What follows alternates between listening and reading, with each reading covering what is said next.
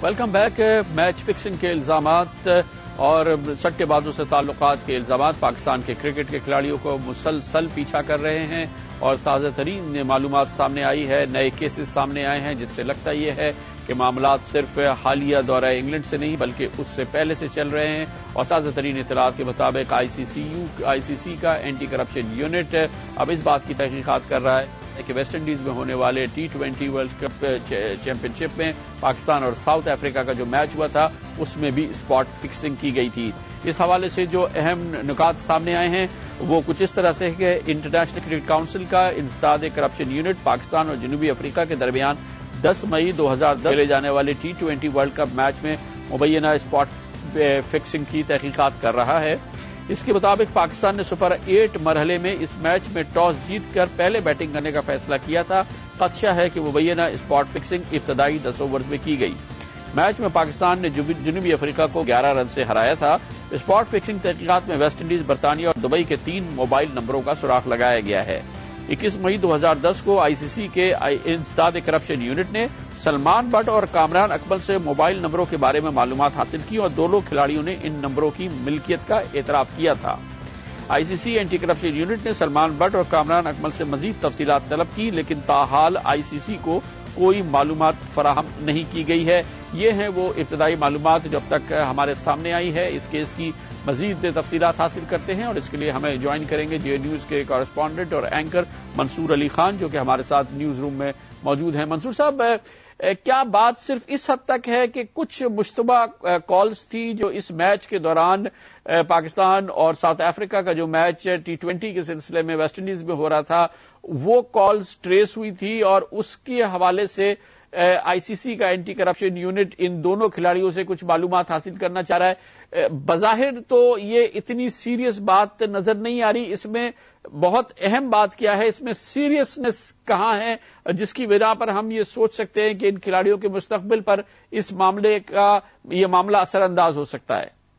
खान साहब, इसमें जो इस बार थोड़ा सा जो डिफरेंस आया है, पहले जो तहकीकात हो रही थी उसमें बॉलर्स इन्वॉल्व थे, लेकिन इस बार जो तहकीकात हो रही हैं वो बैट्समैन के गिर्द घूमती हैं, जिसमें सलमान बट और कामरान अकमल के ऊपर ये तहकीकात हो रही हैं। और हमारे जो जराए बताते हैं वो ये है कि इस मैच में जो जनूबी अफ्रीका और पाकिस्तान के दरमियान 10 मई को खेला गया, इस मैच में पहले 10 ओवर्स के अंदर अंदर स्पॉट फिक्सिंग हुई है और चंद मखसूस ओवर्स के बारे में बताया गया था कि आपने इन ओवर्स में आउट हो जाना है।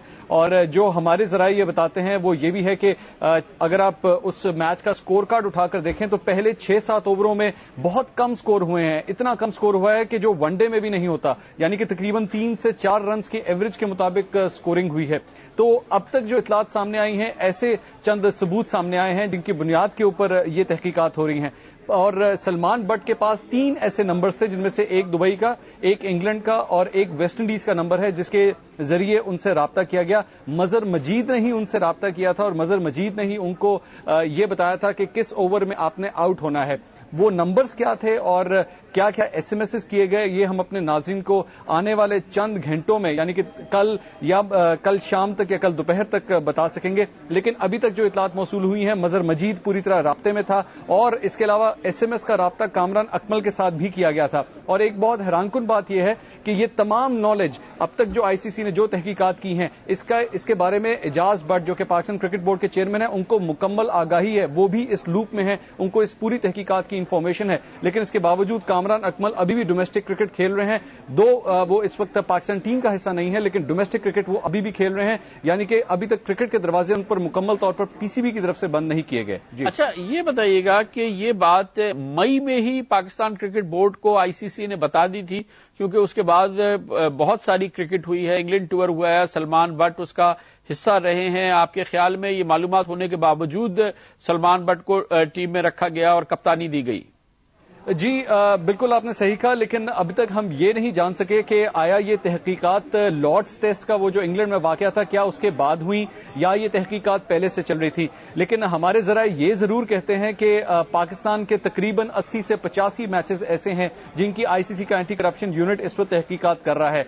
हमारे ज़राए ये कहते हैं कि अभी तक सिर्फ 2020 वर्ल्ड कप का ये एक मैच है जिसके बारे में चंद ऐसे सबूत सामने आए हैं, लेकिन इसके अलावा भी चंद ऐसे मैचेस हैं जिनके सबूत आने वाले कुछ दिनों में सामने जरूर आ सकते हैं। और ये भी ज़राए कहते हैं कि सिर्फ ये तहकीकात का दायरा कार कामरान अकमल और सलमान बट तक महदूद नहीं रहेगा। इस तहकीकात में चंद और खिलाड़ी भी सामने आने वाले हैं, उनके नाम भी सामने आने वाले हैं, क्योंकि मजहर मजीद ने 7 ऐसे खिलाड़ियों के बारे में कहा था। 7 ऐसे खिलाड़ी हैं जिनके साथ उनका ताल्लुक इस हवाले से जरूर हो सकता है। वो 7 खिलाड़ी कौन थे, अब तक ये लिस्ट सामने नहीं आई, लेकिन हमारे ज़राए कहते हैं कि आने वाले 24 घंटों में हो सकता है उनके नाम भी सामने आ जाएं।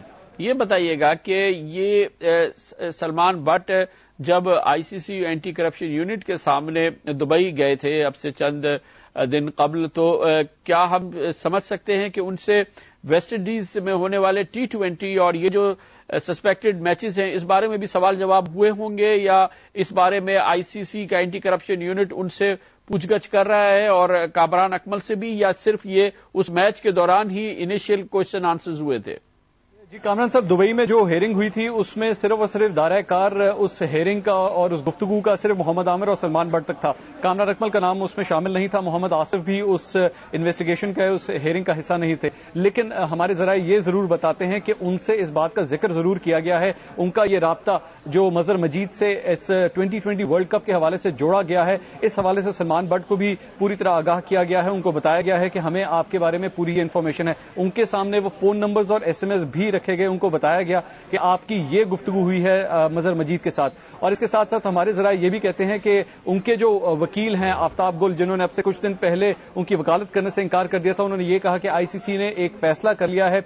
उन्होंने जब उनका केस देखा है वो इस हद तक स्ट्रांग है, सलमान बट के खिलाफ इतने ज्यादा शवाहिद मौजूद हैं कि उनका अब बचना बहुत मुश्किल नजर आता है। और पाकिस्तान क्रिकेट बोर्ड जो कि पहले एक हद तक इन खिलाड़ियों की पुष्पनाही कर रहा था, उनको सपोर्ट कर रहा था, इन तमाम सबूतों को देखने के बाद अब पाकिस्तान क्रिकेट बोर्ड ने भी काफी हद तक ये तहैया कर लिया है कि अब इन खिलाड़ियों की मावनत करने का या उनका साथ देने का कोई फायदा नहीं है। अच्छा, ये बताइएगा कि जैसे कि हालिया दिनों में news of the world scandal सामने आया था, उसमें तो बिल्कुल साबित हो रहा था कि किस गेंद पे क्या होना है, पहले से तयशुदा थी बात मजहर मजीद और खिलाड़ियों के दरमियान।